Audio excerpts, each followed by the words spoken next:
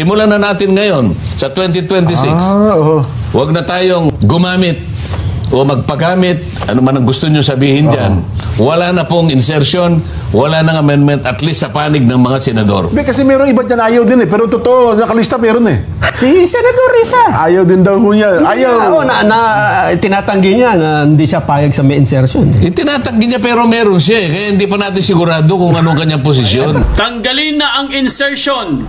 Ayon po kay Senator Marcoleta, yan po ang kanyang matinding hamon sa Senado, mga kaibigan. Yan po ang kanyang bagong proposal po.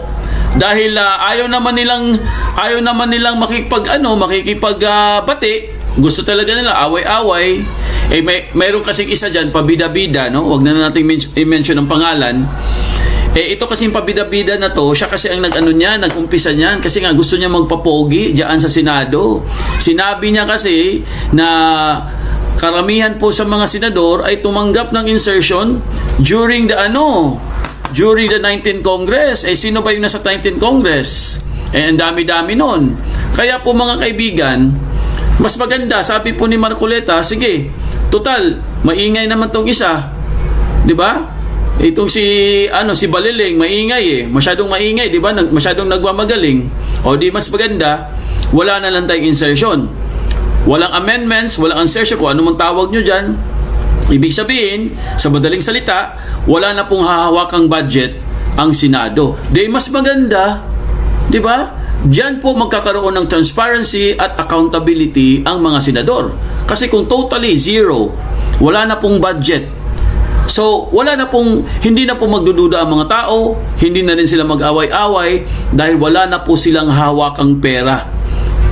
So, sana po matupad itong proposal po ni Senator Marcoleta kasi hamon to no? Kumbaga, hinamon niya yung mga kasamahan niya dyan sa Senado. Dahil sabi nga nila, meron daw isa dyan, kunwari wala daw, yung pala meron, di ba? Si Virus, hanggang ngayon, ayaw niyang aminin. Sinasabi niya, hindi daw insertion yon. Pero pag ang minority ang nagsabi, insertion. Pero pag siya, hindi daw insertion yon. Amendments daw yon. Legal daw sa kanya. Ang gulo. Ayaw umamin. Andyan naman, nakita naman talaga natin, 3 billion ang kanyang nakuha. Sabagay, meron pa namang mas malaki sa kanya. 11 billion yung pinakamayora nila. Yung pinakamayora nila na si Grace po ay nakakuha ng 11 billion. At yung mga iba, ganun din.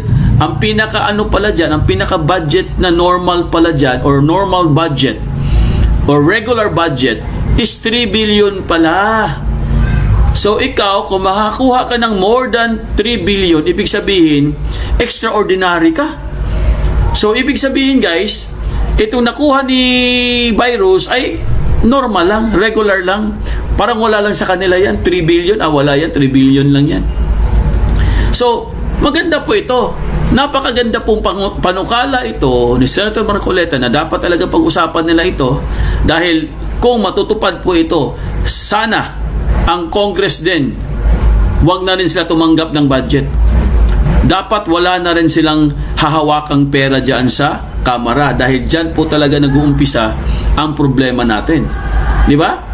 Kasi kung tutuusin, kahit sa ibang bansa, sinabi ko dito sa live ko palagi, kahit sa ibang bansa, particular na po ang Japan, wala po silang hinahawakang pera Talagang gumagawa lang po sila ng batas, katulad ng sinabi ni Marcoleta. Pag wala tayong insertion, wala tayong budget, wala namang mawawala sa atin. Dahil hindi naman tayo binoto ng mga tao para mag-create ng mga projects or magbigay sa mga mayor, vice mayor, governor o mga kapitan. Hindi naman nila trabaho yung totoo Kung tutuusin guys, ang trabaho po ng mga senador, legislation lang po sila. Gumagawa lang silang batas. Nakakapagtaka lang bakit humahawak sila ng pera. Yun lang. Kasi kung talagang gusto po nga magkaroon ng project, like for example, yung lalawigan ng Cebu, gusto niya makakuha ng project, diretso na siya doon sa NEP. Huwag na siya dumaan sa senador. Huwag siya dumaan sa mga congressman. Kasi pag dumaan siya doon, may tendency po mga kaibigan na hindi pa siya mabibigyan ng tamang appropriations. Bakit? Diyan po lalabas or diyan po papasok ang korupsyon. Kaya napakaganda po ito mga kaibigan. Itong proposal or hamon, no? Hamon kasi ito no? Hinahamon niya ang mga senador. Sabi nga niya, baka walang gustong pumayag dito. Ha? Mukhang walang papayag dito mga kaibigan kasi nga, syempre, parang nakagawian na kasi yan eh. Parang yun na yung pinaka-ano nila dyan eh. Ang totoo niyan, ang habol nila dyan, ha? Yung insertion or amendments. Yan ang habol nila. Kasi nga, di ba, merong ano, yung ano ba tawag doon? SOP? Oh. Meron kasing SOP. Yun ang hinahabol nila mga kaibigan. Ang SOP naman, pataas ng pataas. Nag-i-increase siya. Kaya doon sila nakakuha ng mga talagang malalakihang budget talaga. Doon sila yumayaman. Kaya nga 'di ba, minsan nakakapag-isip ka bakit talagang nagpapatayan pa sila para makakuha ng pwesto diyan sa Congress, lalo na party list. Party list. 'Di ba? Kahit yung Duterte party list, talagang pinilit po nila na hindi siya makapasok. Kasi gusto nila kunin yung 3 seats ng Duterte Youth Party List. 3 kasi nakuha nilang seats eh. Malaking bagay kasi yun mga kaibigan. Kasi nga, pag nakakuha ka dyan sa Congress, malaki ang pera mo. Sigurado yan. Di ba? Hindi lang naman ako nagsasabi nito guys eh. Hindi lang naman galing sa akin itong mga sinasabi ko. Itong mga sinasabi ko, galing din yan sa mga magagaling na mga political analysts, sa mga magagaling na mga abogado, na mga batikan na po dyan, na meron po silang personal experience dyan sa Kamara at sa Senado. Kaya maganda po ito. Sana suportahan po ito mga kaibigan, itong bagong panukala ni Marcoleta na wala ng insertion sa Senado. Pahayag po ni Greco Bellica na ibalik ang Blue Ribbon kay Marcoleta. I-abolish ang ICC. Nako, tama. Ganda nga. Maganda yung ganon. I-abolish ang ICC. ICI pala. I-abolish ang ICI. Ayan, no? Yan ang pinakamagandang ano. Di ba? Ako, agree ako dun. Ayan, oh. Basahin natin. Ayaw nang makipagtulungan ng mga diskaya sa ICI. Matapos lumabas ang balitang posibleng maging state witness si Martin Romualdez. Kasi kala nila, baka sila ang mastermind dito. Ala na police style. Paulit-ulit ko sinasabi, isara na ang ICI at ibalik na lang sa Marcoleta Blue Ribbon Committee hearing. Doon may tiwala ang tao. Yan po ang sinabi ni Bellica. Ibalik na po sa Blue Ribbon ang hearing at ibalik si Marcoleta bilang chairman ng Blue Ribbon. Tama po yun. Dahil wala na pong tiwala ang mga tao. Para bumalik po ang tiwala ng mga tao sa mga hearing na yan, ang pinakamaganda talagang gawin nila dyan, ibalik ang Blue Ribbon. Wala na po silang ibang ano dyan. Yan o. Ito po ang suggestion ni Bellica. Bellica, suwistyong isara na lang ang ICI. Ibalik ang Marcoleta-led Blue Ribbon. Di ba? Maganda po ang kanyang suggestion guys. Isara na lang ang ICI. Total, wala naman silang pakinabang eh. Bakit ko sinabi na walang pakinabang po ang ICI? Dahil wala naman silang power. They don't have the power to contempt. They don't have the power to warrant. And even, they don't have the power for a prosecution. Kasi po, independent investigative lang po sila guys. Hanggang doon lang po ang kaya nilang gawin. So, ibig sabihin, inutil po ang ICI. Wala po silang magagawa dyan. Kaya sabi po ni Bellica, mga kaibigan, better yet, isarado na lang. Ipadlock. Ayan o. Diskayas no longer want to cooperate with the ICI, di ba? Ang mga diskaya ayaw na eh. So, ang mangyayari po dito, parang napolis po ito mga kaibigan. Kaya, kung ako po ang tatanungin nyo, maganda po itong suggestion ni Greco Bellica. Sana po pakinggan po si Greco Bellica. Kasi kung talagang gusto po nila makuha ang totoong nangyari, ang katotohanan, makuha kung sino talaga ang mastermind. Kasi sabi nga ni Bongo, ando na eh.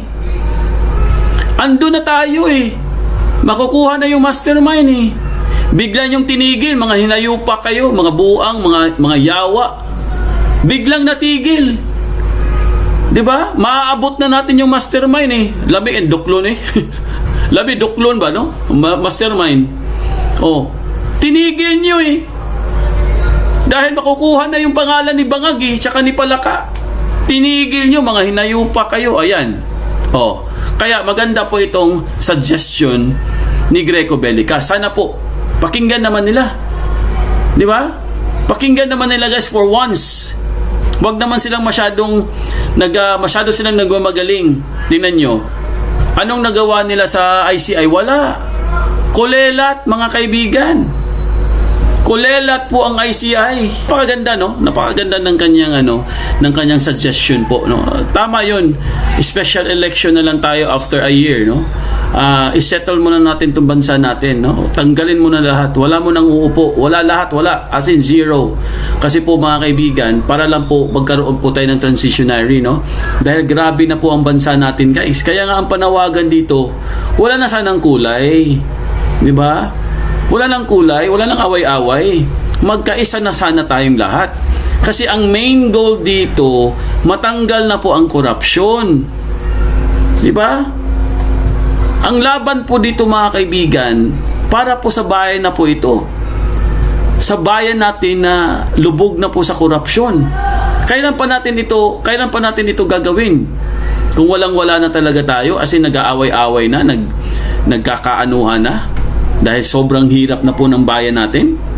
Pwede pa naman natin itong i-save eh. We can still create an option or a greatest solution po, no? What is the best solution, sabi nga nila? What is the best solution? The best solution, kailangan RevGov. Or kailangan, sabi nga ni Bellica, baguhin lahat. Kasi po mga kaibigan, pagpapatuloy po ito guys, saan na po tayo pupulutin ito? Hirap na hirap mo talaga. Hirap na talaga ang bayan natin. Sobra po. Ayaw nilang tumigil eh. Oh, buti na lang itong si Congressman Laviste nahuli niya. Nahuli niya yung bagong appointee ni Vince Dizon. Oh, contractor uli. Oh, buti nag-resign na. 'Di ba? Yung mga ganon, 'di ba? Yun yung mga ganong mga bits and pieces po mga kaibigan. Pero pag iisipin nyo, malaking bagay yun eh. Florinda yun, baka may anomaly na rin ang Senate Majority Block. Ang ganda na ng takbo ng investigasyon, pinalitan pa. Kaya nga yun nga yung masaklap dun eh.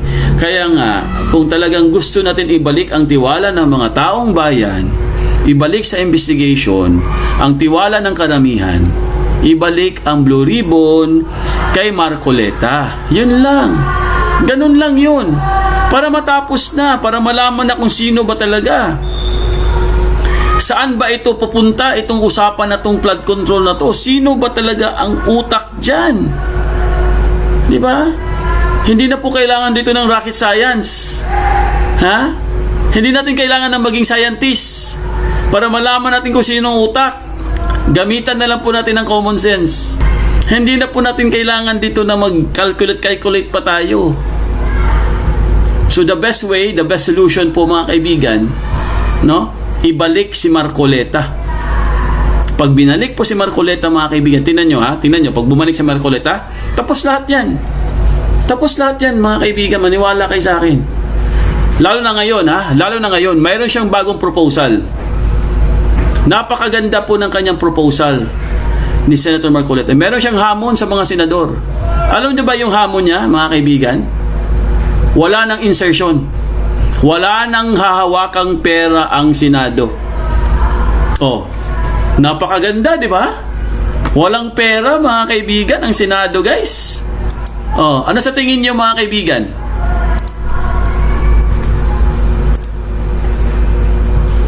Para masolusyonan ito, Sense. Ha? Ano sa tingin niyo po mga kaibigan? Magandang solusyon po ito. Wala nang hahawakang pera ang Senado. Hindi na sila maghahawak ng budget. Kung naalaala nyo, may lumabas na expose na lahat po ng mga senador ay tumanggap ng insertions. Ang pinakamalaki pong nakatanggap ng insertions, walang iba kundi si Grace Poe. Umabot di umano ng 11 billion. Ang pinakamababa, si Grace, si Senator, si Risa, tsaka yung iba pa. Mga 3 billion. So, kung wala pong pera ang Senado, guys, wala pong korupsyon. Di ba? Wala pong korupsyon, mga kaibigan. Tatanggalin ang insertion.